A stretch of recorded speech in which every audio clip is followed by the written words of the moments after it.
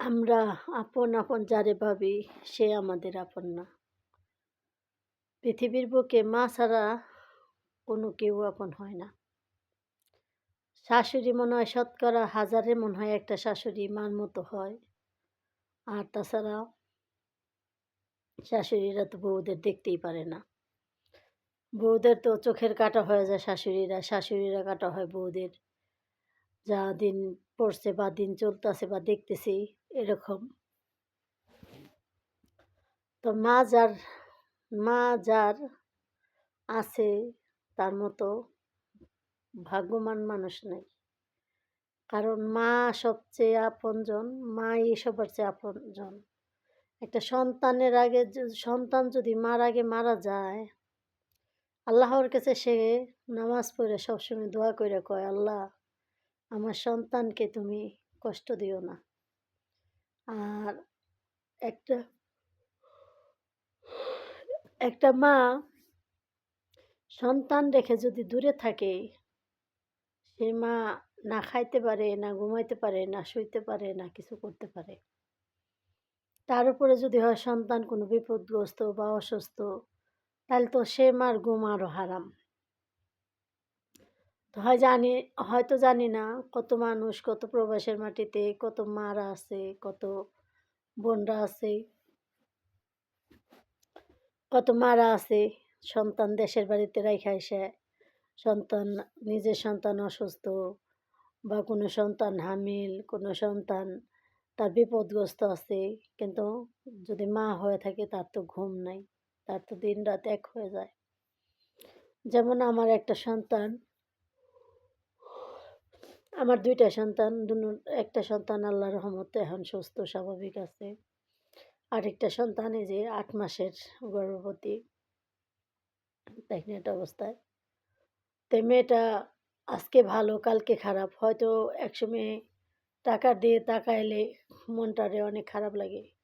না যাইতে পারতাছি না, মেয়েটারে আমি একটু বুকে জড়ায় ধরে একটু আদর করবার পারবা লাগছি।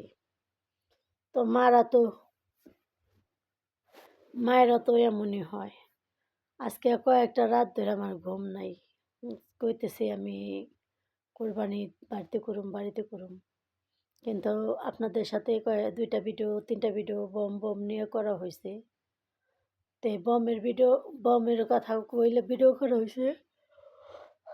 তো শুনতাছি এখানে বোম মারছে, টিকেটের দাম বলে বেশি। তো জানি না সত্য মিথ্যা জানি না। কারণ আমরা তো আর বাইরেই না। এখন যাইতে পারবো কিনা তা জানি না। তো আমি হয়তো আমার খাঁচাটা পড়ে রইছে এখানে, কিন্তু আমার মনটা না, আমার সন্তানের কাছে যাইয়া রইছে। আমার মন চাইতেছে কখন আমি আমার মেয়েটার ধইরা আদর করব বা একটু চুমু খাবো। যে আজকে যে মেয়ের বিয়ে হয়েছে, এই মেয়ের ৬ বছরের বয়সের থুয়ে বিদেশের মাটির পাড়া দিছি। তাহলে আজকে এই মেয়ে ২ টা সন্তানের মা। ১ম সন্তান হইলো আমি কাছে না। এটা ২য় সন্তান। তো ১ম টাও সিজার করে হইছে, এটাও সিজার করেই হবে। তে আজকে বলতেছি যাব না, কিন্তু মনেরে সায় দিতে পারতাছি না। জানি না কেন মনেরে সায় দিতে পারতাছি না। মানে আল্লাহ যদি চায় তাইলে আমি যাব, আর আল্লাহ যদি না চায় তাহলে তোর আল্লাহ যদি না চায় তাহলে তার যাওয়ার কোনো ক্ষমতা নাই। কারণ সব কিছু আল্লাহর উপরে ভরসা, আল্লাহর উপরে নিয়তির সব খেলা তো আল্লাহও খেলে। তো এই খেলাটাও আল্লাহর হাতেই ছাইড়া দিছি, কিচ্ছু করার নাই। ৪ আঙ্গুল কপালে যা আছে বিধাতা যা লেখছে তাই হইব। তবে আপনাদের কাছে সবার কাছে দোয়া চাই, যারা আমার ভিডিওটা দেখেন তারা আমার সন্তানের জন্য দোয়া করবেন।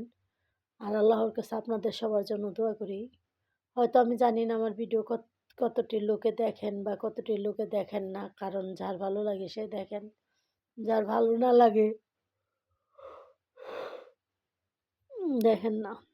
তো যদি আপনারা সবাই দোয়া করবেন আমার মেয়ের কি হয়। হয়তো যদি যাই তাহলে আপনাদের সাথে দেখাতে পারবো, আর যদি না যাই তাহলে তো আর দেখাতে পারবো না।